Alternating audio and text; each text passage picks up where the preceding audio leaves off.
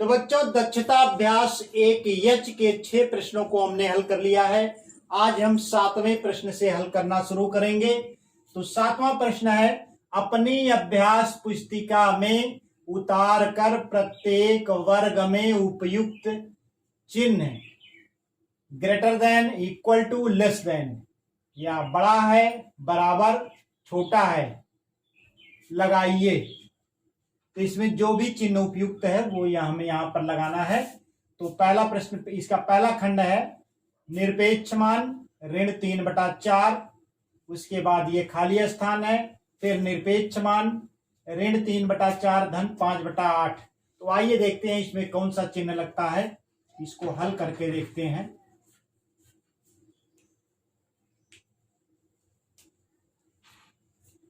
पहले हम देखेंगे ऋण 3/4 का निरपेक्ष मान क्या होता है।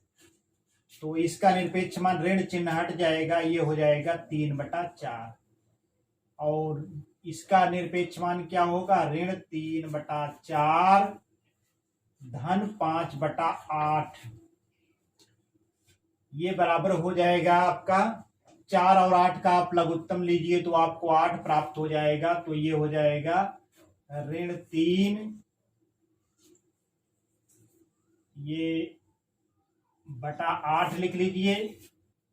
और 4 दूना 8, 3 दूना 6, ऋण 6 धन 5। ये हो गया आपका इसका निरपेक्ष मान। तो ऋण 6 धन 5, ऋण 6 में से 5 निकल जाएगा तो ये हो जाएगा ऋण 1/8 निरपेक्ष मान। और इसका निरपेक्ष मान जब आप निकालेंगे तो 1/8 प्राप्त हो जाएगा, ऋण चिन्ह हट जाएगा। अब यहाँ पर आप देख सकते हैं कि यह 1/8 प्राप्त हुआ है और यह 3/4 है। और 3/4 को आप हर 8 के रूप में अगर आप लिखेंगे तो ऊपर नीचे 2 से गुणा कर दीजिए। 3 दूना 6 और 4 दूना 8। ये 6/8 प्राप्त हुआ है, यह 1/8 प्राप्त हुआ है। इसका अर्थ यह है कि यह जो है ऋण 3/4 का निरपेक्ष मान आपका 6/8 हो जाएगा। और यह ऋण 3/4 धन 5/8 का मान आपको 1/8 प्राप्त हुआ है। ये 6/8 के बराबर है, इसलिए यह क्या होगा, बड़ा होगा। यहां पर कौन सा चिन्ह लगेगा, बड़े का चिन्ह लगेगा। इस प्रकार से हमारा पहला खंड हल हो गया है। आइए हम बढ़ते हैं दूसरे खंड की तरफ। तो बच्चों, दूसरा खंड हमारा है निरपेक्ष मान ऋण 3/8 धन 2/3। उसके बाद खाली स्थान है, खाली स्थान में हमें इन तीनों चिन्हों में से एक चिन्ह लगाना है। और उसके बाद निरपेक्ष मान ऋण 3/4 धन 22/24।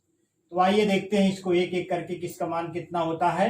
तो निरपेक्ष मान ऋण 3/8 धन 2/3।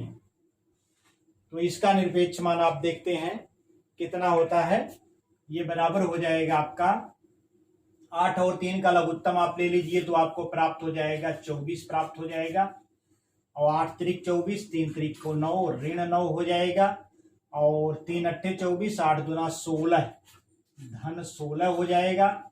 और निरपेक्ष मान आप यहाँ पर लगा लीजिए, ये बराबर हो जाएगा आपका 9 ऋणात्मक है और 16 धनात्मक है। 16 में से 9 निकल जाएगा तो 9 7 16 हो जाएगा, यानी ये हो जाएगा आपका 7/24। निरपेक्ष मान 7/24 बराबर, इसलिए हो जाएगा 7/24। आइए इसका मान देखते हैं क्या होता है। ऋण 3/4 धन 22/24। इसका निरपेक्ष मान आइए देखते हैं क्या होता है। ये बराबर हो जाएगा आपका 4 और 24 का लघुत्तम लीजिए तो 24 आपको प्राप्त हो जाएगा। तो ये हो जाएगा आपका 24 और 4 6 24, 6 त्रिक 18, ऋण 18 धन 22, ऋण 18 धन 22/24 हो गया। और 22 में से 18 घट जाएगा तो 4 हो जाएगा। और ये हो जाएगा आपका 4/24। 4/24 का निरपेक्ष मान जो आपको प्राप्त हो जाएगा 4/24 ही प्राप्त होगा। तो यहां पर आप देख सकते हैं इसका मान ऋण 3/8 धन 2/3 का निरपेक्ष मान 7/24 आपको प्राप्त हुआ है। और उसके बाद ये ऋण 3/4 धन 22/24 का निरपेक्ष मान आपको 4/24 प्राप्त हुआ है। 7/24 4/24 से बड़ा है, इसलिए यहाँ पर बड़ा का चिन्ह लगेगा। तो इस प्रकार से हमारा सातवें प्रश्न का दूसरा खंड हो गया है। आइए हम बढ़ते हैं तीसरे खंड की तरफ। तो बच्चों तीसरा खंड हमारा है निरपेक्ष मान ऋण, छोटे ब्रैकेट में ऋण 12/25 खाली स्थान, फिर निरपेक्ष मान ऋण 2/5 गुणे निरपेक्ष मान ऋण 6/5। आइए देखते हैं इसमें कौन सा चिन्ह लगता है। तो ये आपका ऋण 12/25, इसका निरपेक्ष मान आपका हो जाएगा। पहले ब्रैकेट आप खोल दीजिए, तो अंदर भी ऋण है बाहर भी ऋण है, ऋण ऋण धन हो जाएगा। ये हो जाएगा 12/25। 12/25 का निरपेक्ष मान आपको प्राप्त हो जाएगा 12/25। तो ऋण 2/5 गुणे ऋण 6/5, यानी निरपेक्ष मान ऋण 2/5 गुणे निरपेक्ष मान ऋण 6/5 बराबर हो जाएगा आपका 2/5 का ऋण 2/5 का निरपेक्ष मान आप निकालेंगे तो इसका ऋणात्मक चिन्ह हट जाएगा, आपको 2/5 प्राप्त हो जाएगा।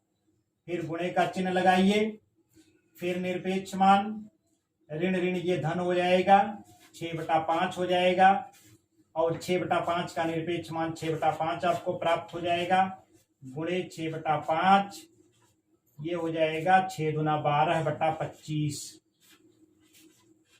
12/25 आप यहां पर देख सकते हैं, इसका मान 12/25 प्राप्त हुआ, इसका मान भी 12/25 प्राप्त हुआ। तो यानी दोनों ही बराबर हैं, तो यहां पर कौन सा चिन्ह लगेगा? बराबर का चिन्ह लगेगा। तो इस प्रकार से हमारा तीसरा खंड हल हो गया है। आइए हम बढ़ते हैं चौथे खंड की तरफ। तो बच्चों चौथा खंड हमारा है निरपेक्ष मान ऋण 3/8 धन 1/12 खाली स्थान है, उसके बाद निरपेक्ष मान ऋण 1/2 धन 3/4 धन 1/8। तो यहाँ खाली स्थान में हमको उपयुक्त चिन्ह लगाना है, तीनों में से कोई एक चिन्ह लगेगा। तो आइए देखते हैं कि क्या लगेगा। तो इसका मान पहले देखते हैं। निरपेक्ष मान ऋण 3/8 धन 1/12। तो इसका मान आप निकालिए, निरपेक्ष मान का चिन्ह लगाइए। 8 और 12, तो 8 और 12 का आप लघुत्तम निकालिए, तो 8 त्रिक 24 12 दूना 24 आएगा। तो ये हो जाएगा आपका 24, 8 त्रिक 24 यानी 3 त्रिक को 9 ऋण 9 12 दूना 24 2 1 2 धन 2, ये बराबर हो जाएगा 9 में से ये धन 2 निकल जाएगा, तो ऋण 7/24 आपको प्राप्त हो जाएगा निरपेक्ष मान। तो ऋण 7/24 का निरपेक्ष मान आपको 7/24 प्राप्त हो जाएगा। आइए देखते हैं दूसरा हिस्सा इसका मान क्या निकलता है। निरपेक्ष मान ऋण 1/2 धन 3/4 धन 1/8 बराबर।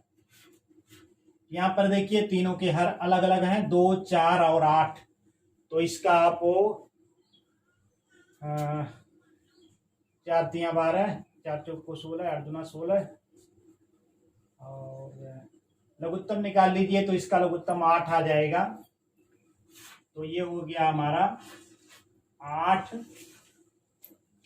और 2 चौक को 8 4 1 4 ऋण 4 4 दूनाई 8 3 दूना 6 धन 6 और ये 8 1 8 धन 1।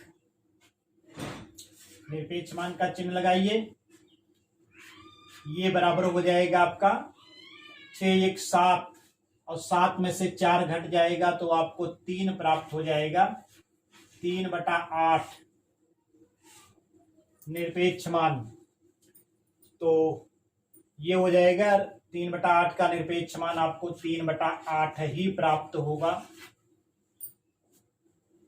और यहां पर देखिए 7/24 प्राप्त हुआ था, ये 3/8 है, तो इसका भी हर आप 24 के बराबर कर लीजिए, तभी इसकी तुलना हो पाएगी। तो 8 त्रिक 24 यानी ऊपर नीचे 3 से गुणा कर देंगे, तो 3 त्रिक को 9 और 8 त्रिक 24 यानी 3/8 को हम 9/24 भी लिख सकते हैं। अंश और हर में हमने 3 3 से गुणा कर दिया। तो इस प्रकार से आप देख सकते हैं कि इसका मान 7/24 प्राप्त हुआ है, इसका मान 9/24 प्राप्त हुआ है, यानी ये मान जो है कम है, 7/24 9/24 से कम है, तो यहाँ पर ये छोटे का चिन्ह लगेगा, यानी लेस देन का चिन्ह लगेगा। तो इस प्रकार से हमारा चौथा खंड हल हो गया है। आइए हम बढ़ते हैं 8वें प्रश्न की तरफ। तो बच्चों 8वां प्रश्न हमारा है, यदि x बराबर 5/9 y बराबर 2/3 तो दिखाइए। पहला खंड इसका है, निरपेक्ष मान x धन y बराबर निरपेक्ष मान x धन निरपेक्ष मान y, या इसको दूसरे तरीके से कह सकते हैं mod of x plus y is equal to mod of x plus mod of y। तो निरपेक्ष मान को मॉड्यूलस भी कहा जाता है, शॉर्टकट में उसे मॉड कहते हैं। तो आइए इसका लेफ्ट हैंड साइड यानी निरपेक्ष मान x धन y हम देखते हैं क्या होता है। LHS बराबर मॉड ऑफ x धन y बराबर x और y के मान आप रख दीजिए 5/9 धन 2/3, ये बराबर आपको हो जाएगा 9 और 3 का लघुत्तम लीजिए तो आपको 9 प्राप्त हो जाएगा, और निरपेक्ष मान का चिन्ह बरकरार रखिए, ये हो जाएगा 5 और ये 3 त्रिको 9, 3 दूना 6, यानी 6 5 11/9 निरपेक्ष मान, और 11/9 का निरपेक्ष मान आपको 11/9 ही प्राप्त होगा। आइए इसका RHS देखते हैं, राइट हैंड साइड क्या होता है। राइट हैंड साइड बराबर है mod of x plus mod of y, ये बराबर हो जाएगा x के मान आप रख दीजिए x और y के 5/9 धन 2/3। अब 5/9 का निरपेक्ष मान आपको 5/9 मिलेगा, धन 2/3 का निरपेक्ष मान 2/3 ही आपको प्राप्त हो जाएगा। 9 और 3 का लघुत्तम आपका 9 प्राप्त हो जाएगा, 5 धन 6 हो जाएगा बराबर 6 5 11/9। यहाँ पर आप देख सकते हैं कि लेफ्ट हैंड साइड 11/9 आया, राइट हैंड साइड 11/9 आया, अर्थात LHS बराबर RHS, यानी यही सिद्ध करना था। तो ये हो गया आपका प्रूव्ड। तो इस प्रकार से पहला खंड हमारा हल हो गया है। आइए हम बढ़ते हैं दूसरे खंड की तरफ। तो बच्चों दूसरा खंड हमारा है mod of x multiplied by y equal to mod of x multiplied by mod of y। इसे हमें सिद्ध करना है या दिखाना है। तो left hand side mod of x multiplied by y, यानी निरपेक्ष मान x गुणे y बराबर हो जाएगा, x और y के मान आप रख दीजिए 5/9 गुणे 2/3, निरपेक्ष मान का चिन्ह हो जाएगा बराबर, गुणा करिए तो आपको 5 दूनाई 10 बटा 9 त्रिक 27, तो निरपेक्ष मान 10/27 आपको प्राप्त हुआ। तो ये इसका मान हो जाएगा 10/27। आइए देखते हैं राइट हैंड साइड में आपको क्या मिलता है। Mod of x multiplied by mod of y, यहां पर आपको x और y के मान रख दीजिए तो mod of 5/9 multiplied by mod of 2/3, या हिंदी में इसे कह सकते हैं निरपेक्ष मान 5/9 गुणे निरपेक्ष मान 2/3, और निरपेक्ष मान आपका 5/9 का निरपेक्ष मान आपको 5/9 मिलेगा, गुणे 2/3 का निरपेक्ष मान 2/3 ही प्राप्त होगा, बराबर हो जाएगा 5 दूनाई 10 बटा 9 त्रिक 27। तो यहां पर हम देख सकते हैं LHS, यानी लेफ्ट हैंड साइड में आपको 10/27 प्राप्त हुआ और राइट हैंड साइड में भी 10/27 प्राप्त हुआ। इस प्रकार से left hand side right hand side के बराबर है, यही हमको दिखाना था। दिस वाज टू शोन और दिस वाज टू प्रूव्ड। तो तो यही हमको सिद्ध करना था या यही दिखाना था। आइए बढ़ते हैं हम 9वें प्रश्न की तरफ। हाँ तो बच्चों 9वां प्रश्न हमारा है, यदि x बराबर 15/13 y बराबर -2/11 तो दिखाइए कि, पहला खंड इसका है मॉड ऑफ x धन y is less than mod of x plus mod of y, या निरपेक्ष मान x धन y छोटा है निरपेक्ष मान x धन निरपेक्ष मान y से। तो आइए इसको सिद्ध करते हैं। पहले इसको देखते हैं LHS। तो LHS हमारा है mod of x plus y, और x और y के मान आप रख दीजिए, तो यह हो जाएगा आपका 15/13 धन -2/11। तो ये हो जाएगा आपका 15/13, ब्रैकेट खुलेगा तो ये ऋणात्मक हो जाएगा, -2/11 बराबर हो जाएगा आपका, तो इसका वज्र गुणन कर दीजिए, ये हो जाएगा आपका 11×5 = 55, और 11×1 = 11, 5 16, 11×5 = 55, और 11×1 = 11, 5 16, ऋण 13 का गुणा करिए 2 में, 13 दूना 26 बटा 13 और 11 का गुणा हो जाएगा, तो 11×3 = 33, और 11×1 = 11, और 3 14, निरपेक्ष मान का चिन्ह लगाइए, बराबर हो जाएगा। अब आप 165 में से 26 घटा दीजिए, तो ये है 6 9 6 15 होता है, 15 में से 6 गए 9, यहाँ पे बचा है 5, 5 में से 2 जाएगा 3 बचेगा, और ये 139/143। तो 139/143 का निरपेक्ष मान हो जाएगा 139/143। तो आइए इसका RHS देख लेते हैं क्या होता है। निरपेक्ष मान x धन निरपेक्ष मान y बराबर x और y के मान रख दीजिए, 15/13 धन -2/11। तो इनके निरपेक्ष मान हो जाएंगे 15/13, और धन 2/11, -2/11 का निरपेक्ष मान हो जाएगा 2/11। अब इनका आप वज्र गुणन कर लीजिए, तो ये हो जाएगा आपके 11 का 15 में गुणा हो जाएगा तो 165 हो जाएगा, धन 13 दूना 26 हो जाएगा बटा 143, बराबर ये हो जाएगा 6 5 11, और 6 2 8 1 9, और 191/143। तो यहाँ पर आप देख सकते हैं कि LHS जो हमारा था 139/143 आया, RHS यानी राइट हैंड साइड ये जो था ये हमारा 191/143 आया। इसलिए जो हो जाएगा, अतः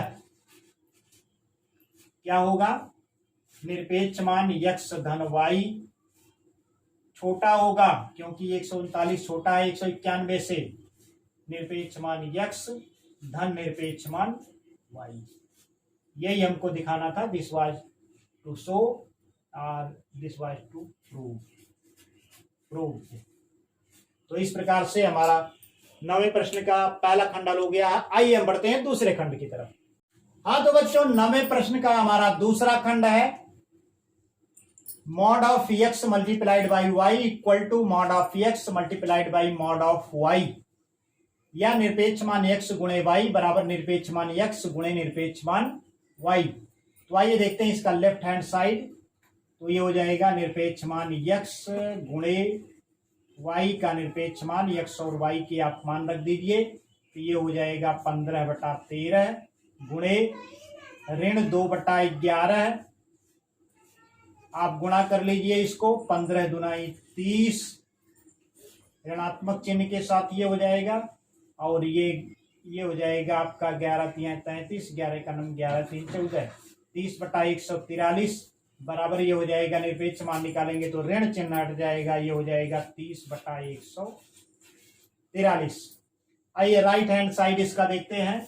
तो ये निरपेक्ष मान x गुणे निरपेक्ष मान y बराबर हो जाएगा, x का मान आप रखेंगे 15/13 गुणे निरपेक्ष मान ऋण 2/11, ये बराबर हो जाएगा 15/13 का निरपेक्ष मान 15/13 हो जाएगा, गुणे ऋण 2/11 का निरपेक्ष मान 2/11 हो जाएगा। गुणा करिए तो 15/30 बटा 15 दूना 30/11 33, 11 का नम 11 3 14, 30/143। आप देख सकते हैं कि LHS left hand side 30/143, right hand side जो था वो भी 30/143 था। अतः क्या हम कह सकते हैं, निरपेक्ष मान x गुणे y बराबर निरपेक्ष मान x गुणे निरपेक्ष मान y।